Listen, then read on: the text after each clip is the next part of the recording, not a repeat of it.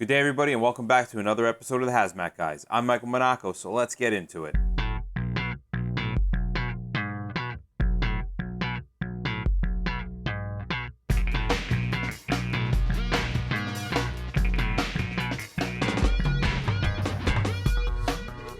Welcome back, everybody, to episode 61, and we are the premier podcast dealing with hazmat response for fire responders, where we give you the knowledge and insight to do our jobs safely and effectively. I am Bobby Salveson, and I'm glad to actually be sitting once again with my co-host, Mike Monaco.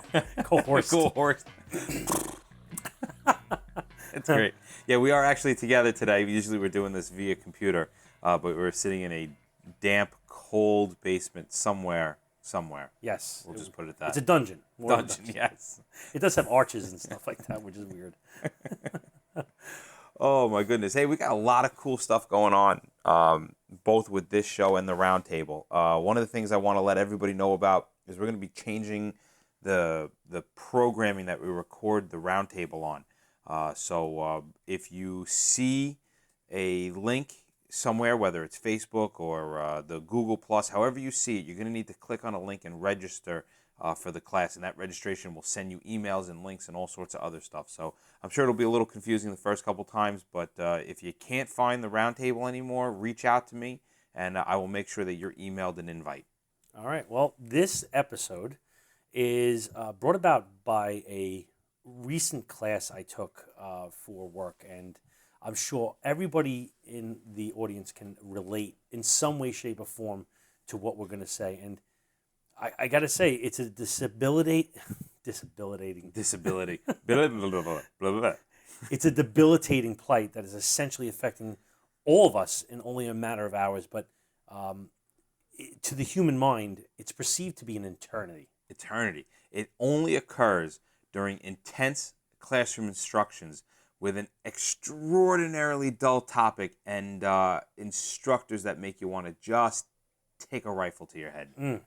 Though the stoutest of minds can endure them for hours on end, the vast majority of us mortals, we cannot. So we must prepare ourselves properly for the endeavor before us. So join us for a short and terribly needed instruction on how to protect ourselves and the loved ones around us from this terrible, terrible condition. We are, of course, talking about Acute Toxic Classroom Syndrome. And what exactly is Acute Toxic Classroom Syndrome, you may ask?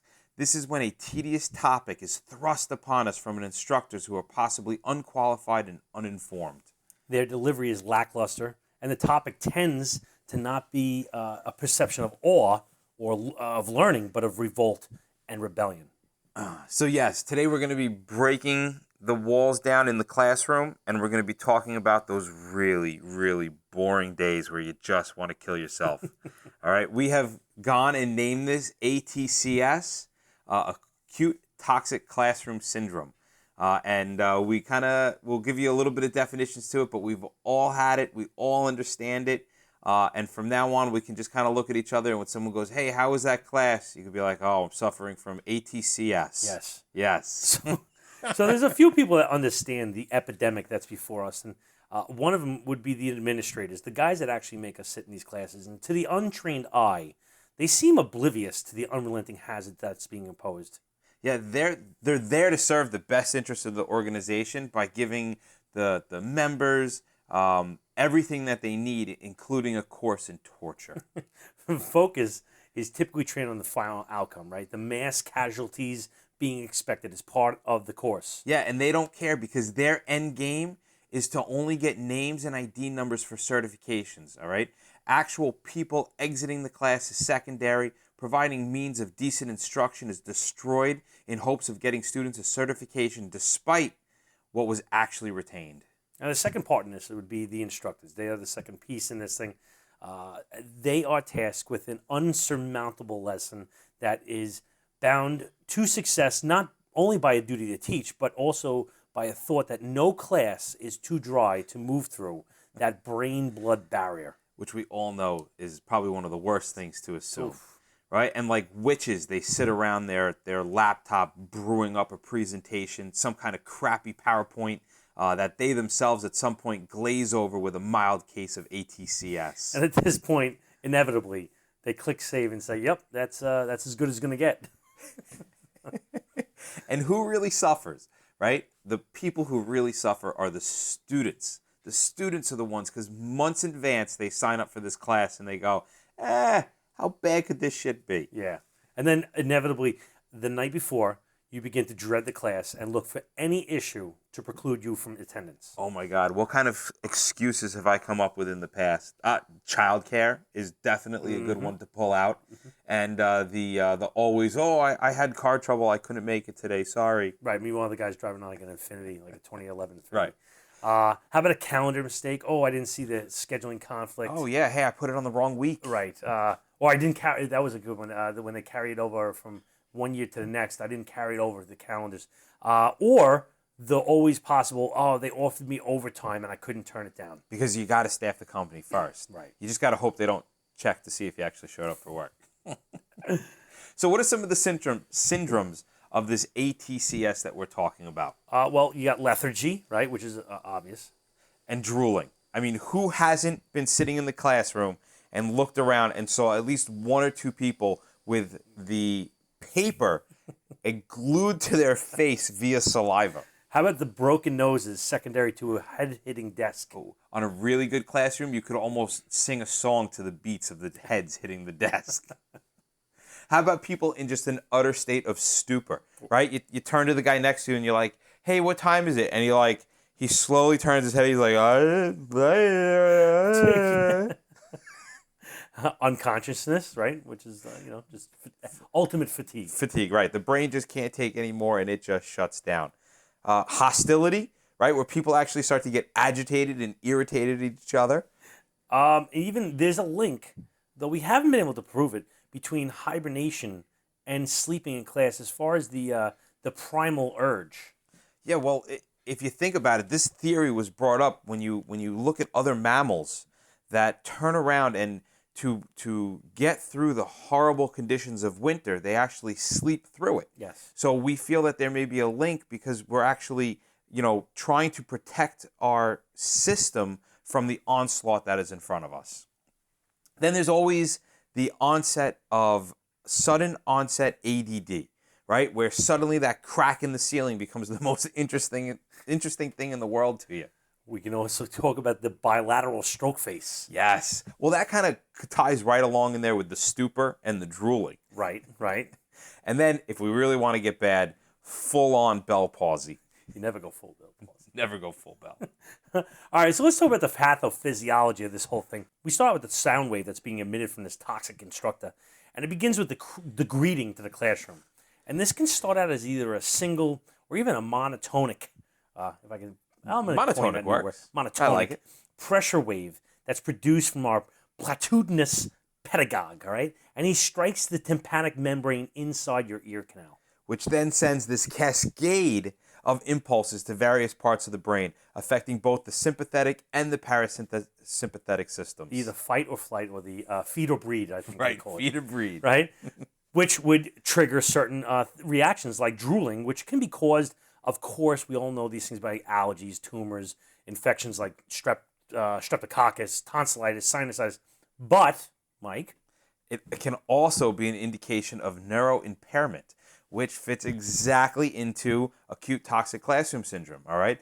The neurological impairment of the dulling of the brain contributes to this condition of drooling. Now, we would be remiss if we didn't give you some ways to protect yourself, maybe even instructors and everybody, about how to reduce the symptoms. So the first thing we're going to recommend is high-octane coffee, the big stuff, the Magnum. Yeah, like Starbucks on the way, Right. venti mocha, whatever the hell you drink. All right. There's also a direct correlation between temperature and volume of the instructor. Okay. All right. Low temperatures of the rooms means the instructor can use less volume. And conversely, high temperature of the room, a warmer room, would mean that additional volume is needed to keep the students interested. Actually, the instructors as well, I guess. Yeah, because the instructors got to stay awake. The instructors have a huge part to play in this. All right. The different types of instructors that are out there can definitely lend to the crappiness of the classroom, all right? So we've broken down a couple different styles of instructors, all right? And the very first one that always brings tears to people's eye is the lesson learned instructor, where they somehow for whatever reason, feel the need to both let you know what they're going to teach before the class and then let you know what they taught you after the class is over. Yes. It is, I have a very good friend that I love dearly. He's a military guy, and he subscribes to this method of PowerPoint to a T, where he's going to tell you what he's going to teach you, then he's going to teach it to you, and he's going to tell you what you taught. And I got to be honest with you, by like the third time of hearing what I was supposed to learn that day, I'm either crying because I didn't learn that and I have to repeat the class again, or I literally want to strangle the person in front of me. Or how about the guys that are drill instructors? They yell at you. They're very dynamic, which you got to give them to them. They move around. They keep you guessing. However, they are, like if I wanted to be barked at, like I want to reenact, a scene from Full Metal Jacket, I'll join the military. I'll go to Paris Island. Right. I don't need to sit in your class. Right. Especially, I don't need you to sit and freaking yell at me from across the classroom for no apparent reason whatsoever. It's crazy. And drill instructor goes right into the next one, which is the war story instructor. And we've broken this down even further. We all know the war story instructor, right? The guy that really doesn't know the material in front of him, so he's going to revert back to things that have happened not necessarily to him. All right? So the first war story guy is the drifter. The drifter is the guy that he meanders through a story, and by the time you're done, you're like, what was the point of that? What's the lesson here? There's no lesson learned in the drifter. Or even the draft dodger. That's the other guy. This is the guy that only tells other people's stories. This is the guy that goes into, there we were. No, you didn't have a mouse in your pocket, so there was no we. Right. What? Wait, that was my story. Yeah, wait, that was you just told I my was there, story. and you weren't even working that day. So this is mostly done by our fiercest paper tigers. These are the guys. And then one of my favorites, all right, is the guy that laughs at his own joke. The instructors that laugh at their own jokes. It's generally funny the first few minutes, but by the time you get to the end of the class and you've counted up all the minutes that it's taken for him to laugh at his own jokes, you get really upset because you realize that 10 minutes ago, you could have been on the road if this jackass wasn't laughing at himself. All right, so to get back to how students can better prepare themselves for a class like this, all right, we've set up a whole system that you can turn around and work off of. All right, the very first thing that you want to work on is your time, distance, and shielding. Right. Bob, what do we mean by that? Okay, this is a very important concept that we've kind of developed to parallel our radiation type thing. So we have a distance that we need to keep from a toxic instructor. That's what we're going to call the guy, the TI, right? The toxic instructor. And people that seat themselves in the front row, now the natural inclination of a guy is it starts back when we were on the school bus. Yep. You sit in the back of the bus so the driver doesn't see you picking your nose and wiping on the street seats or whatever it was. So what we inevitably do as adults is we sit in the back row. Oh, he won't be able to see us on the newspaper as much, or me fiddling on my phone. I'm telling you, go against that natural instinct and sit in the front, because what happens is the toxic instructor will look right over your head. Yeah, you will actually have less interaction with the instructor if you sit up close. Now, of course, this all has to do with how the room is structured, right? If you have an instructor that's going to be far away from the front row, I'd be very careful of this. And your instructor, right? A truly adept instructor will use the back row first and then work his way to the front, almost like slowly barricading you in, and you know it's coming. It's coming, baby. And you know what? You got to watch for that guy, because that adept instructor, if you've seen a guy that you've always wanted to see and you're like, man, I've always wanted to watch this guy speak, be careful, because he's the Wile E. Coyote of instructors. He's going to use all his tricks. Right. But we're going to tell you how to get around them, and we're also going to give some tricks for instructors themselves. But we have to use these concepts of protective concepts. One of them is going to be strategic cell phone usage. Absolutely. You cannot underestimate the cell phone these days. Mm-hmm. It's a means of being able to take your neurophysiology and just barricade it to the world around you. Right. It's great, all right? And side conversations as distractions. So make sure you're sitting next to a buddy that you can laugh with and have fun with. And if you can't do that, if you're sitting next to two duds, all right, then I would recommend what we call the honeymoon strategy. All right, and this strategy is basically going in and out as much as possible. of the room.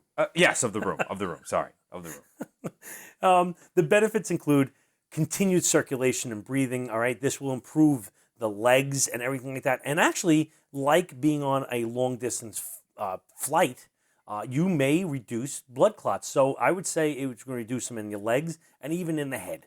You know, we've had a marked increase in blood clots, the deep vein thrombosis within our job, and I wonder if it's a serious side effect of acute classroom toxic. It could be. We'll have to look into that. We'll get back to you. And getting yourself up and moving around, it also reduces those Ted Bundy style thoughts of just killing the instructor and everybody in the room, and rather sitting and rotting in jail than spend another second listening to this monotone toxic instructor drone on. We'd be remiss if we didn't mention some techniques for cerebral shorting. Oh boy. Shorting. Yes. Cerebral shoring, which is aka holding your head up. And I'm doing this with my hands as if you can see it. But the single arm hold up. Yes. Or even the double arm hold up.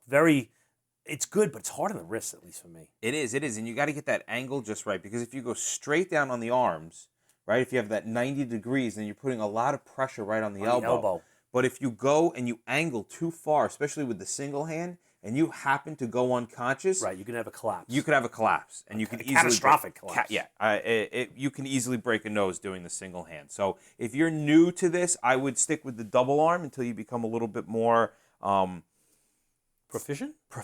Yeah. What's the word when you get introduced to something a lot? Immune. Yes. When you start to become more immune to the acute toxic classroom syndrome, then you can go ahead and use the single arm. But for the beginners, yeah, you got to use the double. And if you're still unsturdy about the double, or let's say you only have one arm, you can always go to the book on the forehead method, where you stack the books up in front of you and you rest your head right on the forehead, right on the edge of the books, and then fall asleep. Mm-hmm. And then there's always your buddy's shoulder, which is one of my favorites, because then you get cuddle time along with classroom time. Right. And sometimes it's frowned on. It is. But as long as you're not drooling, it should be okay. All right, some advanced techniques. Now we're going to go into the advanced thinking for the students that have been there a lot. They know what the deal is. They know how to get through this. They're the ones walking out of the classroom with the smile on their face. They're the ones you got to watch, all right? And one of my favorites, because I'm an asshole, is the intentional sabotage of the instructor's pathway. Explain that to me, please. All right, so basically what this is you're doing things to entertain yourself by screwing up the instructor. Oh, diabolical. It's a lot of fun. You can have fun with it, all right? I love to do the supplying bad information or facts to a poorly prepared instructor. You know the guy, he's a little sweaty, he's a little too fast in the beginning, and then you start throwing out these things that are unverifiable to him, and he has to run with them. Yeah. Or just submit that he's going to boldly say, I think that's incorrect, which very few new instructors will say to somebody in the class, I think you're wrong. Right. They won't conflict with you. No, they don't like the conflict. They think that there's this weird thing where everybody has to be treated with kid gloves. Yeah, no. You especially in advanced.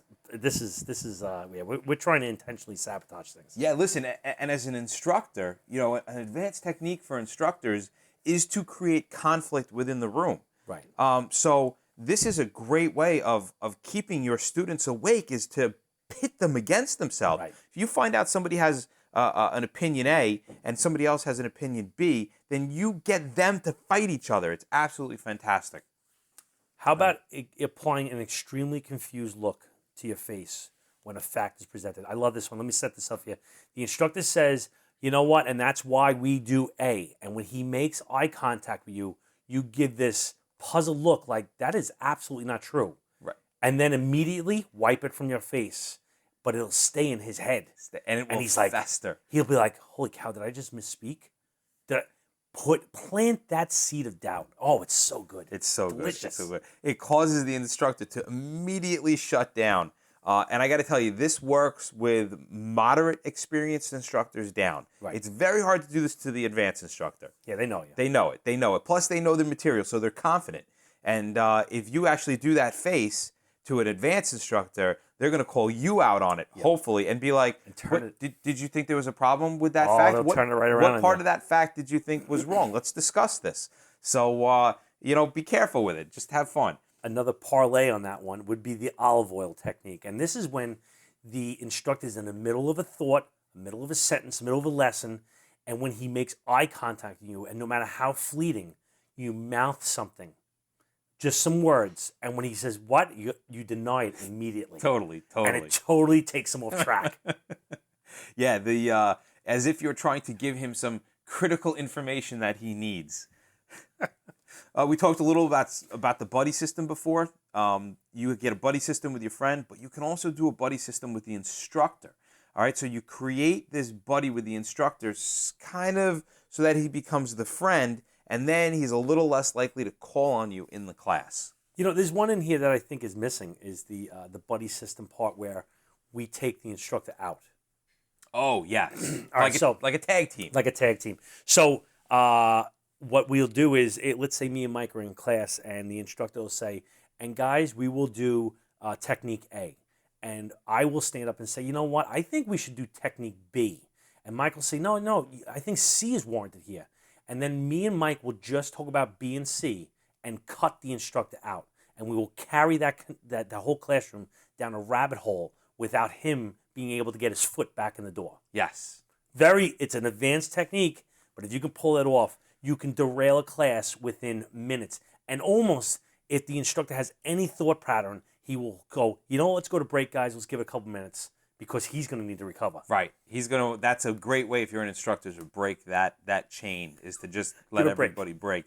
And listen, if you want skills on some of these advanced techniques, some of these ways, in both directions, as an instructor and a student, I highly recommend looking up improv classes and skills, because it's the skills that you learn during improv that will carry you through all of these techniques. You know what? I just had a thought. What?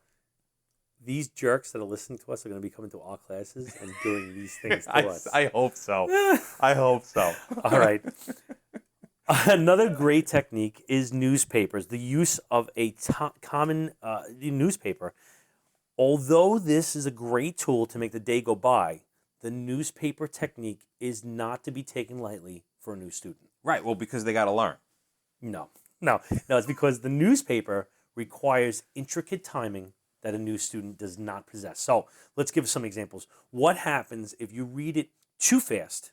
Then you've shot your entertainment load way too early, right? Right. If you take too much time reading it, then one of your cohorts will swipe the paper on a break thinking that you're done. Yeah. So this technique really does need to be practiced. So although you can't rely on it when you're beginning, find some newspapers. Make sure they have things like crossword puzzles, Sudoku, cartoons, and plenty of pictures of women that you can draw mustaches on. And color the teeth in. And color the teeth. Yeah. The smiling, the teeth with the mustache. Oh, it's a classic. it's It funny. brings you back to like 6th grade. You could draw other things, but all right, we won't get into that. All right. Some do not do's. All right. As a student, one of the biggest do not do's is the late class question. Yeah, these are a surefire way to have a possibly violent interaction with a full classmate in the parking lot if a delay in the culmination of proceedings has happened. Yeah, and it doesn't even matter if you're on overtime or if you're attending this class on straight time or if you're just taking it voluntarily, all right? The anger by the end of these classes still builds up. Right, and so what we're going to recommend to all, whether you're a student, administrator, or instructor, 15-minute breaks per hour of instruction to reduce the possibility of these symptoms. Right, and you got to set the classroom up right, all right? And there's two ways to look at this. Again, from the student's point of view and from the instructor's point of view.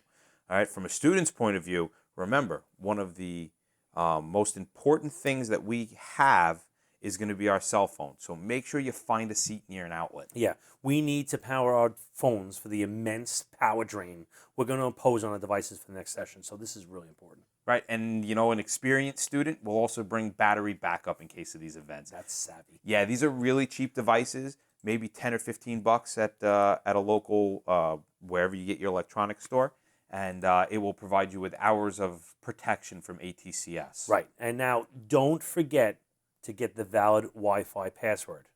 You don't want to burn up all your data in one day, especially in a chive or something like that. Absolutely. So if they have indoor, immediately that is the first thing you need to do, is to get to the Wi-Fi password. And you got to make it almost matter-of-factly to somebody that's on staff, preferably not one of the administrators or instructors. Talk to one of the janitors or the guy that's walking around the halls and go, hey, I can't find the Wi-Fi password.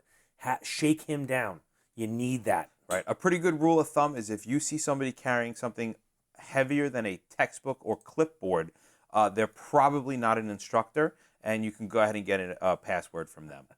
All right. Coffee status is huge. Absolutely huge. Find out where the replenishments are. Find out what the rate of replenishment is, and find out the type of coffee that they're going to be serving. And also find out what kind of contaminants you can use, such as milk and sugar, to make it palatable for that torture incoming. And if you really need to, all right, here's an advanced technique. Oof. You can use your finger to mix the coffee, because the scalding of your finger will provide two benefits, right? First, that painful stimulus has been known to wake up people on the verge of neurological Asystole. Total and complete flatline. And then the other benefit is you get to stir your coffee. Right. Another one is just standing up. And this is, an old school way. Just stand up and stand in the back. But if enough guys do it, it triggers the instructor saying they need a break. Yeah. So if you can gang it where one guy, and then almost immediately as a joke, 60% of the class stands up, you're guaranteeing you're going to get a break, because the guy's going to be like, am I that bad? Yep. And you say, yes. Yes. Yes. You got to be honest with these guys. Listen, a toxic instructor, he doesn't know the toxicity that he produces. And so you just have to be honest. Like, that is the best policy, because it's either you hurt his ego a little bit, or you're going to slip into a neurological asystole. And, I'm the most important person in the room, so I'm going to... All right, let's talk about phone calls. You have to stage an occasional phone call to give yourself a mental break when you need it. Right. So this is not a take a phone call when they break. This is get up and take a phone call in between breaks. Right. So if it's 15 minutes for every hour and you do a phone call every half hour, that means you're giving yourself a 5-minute break in between 15-minute breaks on the half an hour. Yeah, if you do one on the break, that's Bush League. Yes, that's rookie moves, and right. that's it shows. You're wasting a break. You're better than that. Right. That's what it really comes out. All right, so another thing is know all your exits and plan all egress. There is no time to do this once the onslaught begins. That's right, man. Once that instructor says goodbye, you need to be one of the first 3 people out the door. Because after 3 people, the bodies are going to start to pile up at the door, and the exits quickly become impossible. Right. Yes, but like sizing up, you need to know your exits as you drive in. See, not only do you need to know how to get out of the building, but you need to know how to get out of the parking lot. Experienced veterans on ATCS will know the optimal place to park to get out fast from the parking lot. People think, oh, let me drive my car right up to the building to do it. Not. You drive farther away, and we walk at a quick pace. You'll bypass all the carnage that's behind you. I mean, think about it. Parking near the building seems like a good thing, but everybody's getting all out at once. So you're going to get jammed up in those front spots as people are trying to pull out, get in their car. You're waiting for people to cross, right? Sometimes it takes 10 minutes for these jackasses to get out of your way. Oh, my God. And you know what? Whatever. Every grandpa's back there and drives you bananas. All right, anyway. Sometimes it's an advanced technique. If you intentionally do this, it's an advanced technique. Some people unintentionally. But I'm going to say this is a last-ditch effort. Intestinal sabotage. You eat an early breakfast knowing full well that you will need to use the restroom frequently. This can backfire. It can. Especially if the restroom is far away. And you could do the same thing with drinks. Because you really do. If you're going to go stand in front of the urinal, you need to be peeing. Right. Because there's nothing creepier than a guy that's just standing at the urinal not peeing. What's up? Right. How you doing? All right. You're like, oh, hey, what's Need a going little on? break. All right, from an instructor's perspective, guys, if you're an instructor, you have to make sure there's coffee available. And you need to ensure your coffee is strong enough and is easily available and has enough, I don't know, what do you call them? Contaminants, milk, sugar, Well, they stevia. don't want much. They want the minimal contaminants. Well, they do, Right, yes. the instructors do. They'll hide sugar and stuff like that because why? Well, because it causes people to fight back. Right, uncomfortable students are concerned students, right? Yes, that's true. Another thing is the temperature. From the instructor's perspective, they want to make the room so cold they expect to see penguins popping out from underneath desks. Right. And you got to rehearse. If you're an instructor, you got to rehearse. You got to know the spiel. All right. Because it makes even the most experienced instructor cringe when someone is suffering through the slides. Although that's not really true because I kind of enjoy that awkwardness of seeing somebody up there that doesn't quite know what they're doing, because then I get to implement the techniques that make sure they know that they don't belong up in front of the classroom. Right. Now, this is an advanced instructor technique. And you got to pre-plan this out. You can't fall asleep on this one. You have to have a 5 or 10-minute video that's decent, queued up, ready to roll. All you have to do is flip the screens and push play. You can't be searching through the files to find this thing. It has to be there, ready to go. This is the mark of an advanced instructor. This is called the video tag team. So if you're seeing that you're losing class, you're in a part where you're getting mucked down with, I don't really know this content very well, flip over to the video, put it on, and kind of exit the classroom. Give them a break right afterwards. That gives you a 10, 15-minute head start to figure out the next block of instruction. Yeah, because I got to tell you, even an advanced instructor, the effects of 30 lifeless eyes and no verbal interaction has broken many a men that came before. Yeah. How about the instructors that would rather teach than be taught? Yes. The ones that are not open to anything new. No, they are. And you typically, I'm not even going to say you typically see this as the old school guys. I think the old school guys are more apt. Once they hit that tipping point, they say, if I don't change, I'm irrelevant. I think they almost automatically become more apt to change. I find this to be the middle of the road guys that say, it's either you do it my way because and I'm pointing at my front piece right now, I'm an instructor and I'm the guy that teaches you. Those guys are rigid. Right. And they are, more often than not, the guys that are supposed to be sitting on the side, watching and shadowing an instructor. Quite often an experienced paper tiger will fall into this category. Yes, indeed. Because they don't have the experience out in the field to know that things can be done multiple ways. All right? People that purposefully misspell words. I'm going to give myself an exemption on this because if you've ever been to one of my lectures, you know that I start off almost everything with I'm severely dyslexic and I can't spell. But if you are purposefully misspelling the words to throw the class off, that could definitely lead to a paralysis of the mind. Whenever Mike's in my class, I spell things in dyslexic and say, can you read that? So I purposely do that. And I do. And he does. He reads it. As far as class topics, what are we doing with that? I think it's just the actual, like, if you're going to teach a class, it needs to be something that is going to be engaging to people and not a topic that just sucks. Just because you have really great information on a topic doesn't mean that anybody wants to hear you drone on in front of the class about it. If you can't take a topic and make it interesting and fun and engaging, then you know what? You really don't have any business being in the front of a classroom. Short and sweet, baby. Keep it up. All right, and then there's Stockholm Syndrome. All right, where you actually develop a love for the instructor, not because they're any good, but because they have held you captive for so long that you actually start to develop feelings for them. Oh, you got to protect them, and you almost have their back on things. It's right. Don't fall for it. Right. Don't. It's not good. Stockholm it's not good. Syndrome. It'll get you. You always want to be against the instructor. Well, that wraps up the final episode of 2016. Hopefully, this last one actually made you chuckle a little bit. Next year, 2017, we're coming back with a new slew of things. But thank you for taking a little bit of your day to listen to us and hopefully make your job a little bit easier.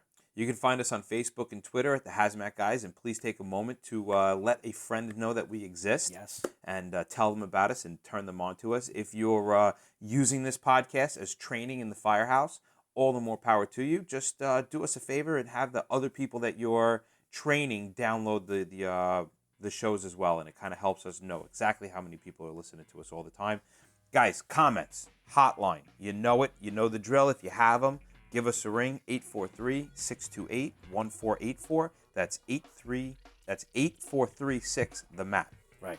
And we are now recording this show and producing a live, unedited version of the show every week on YouTube.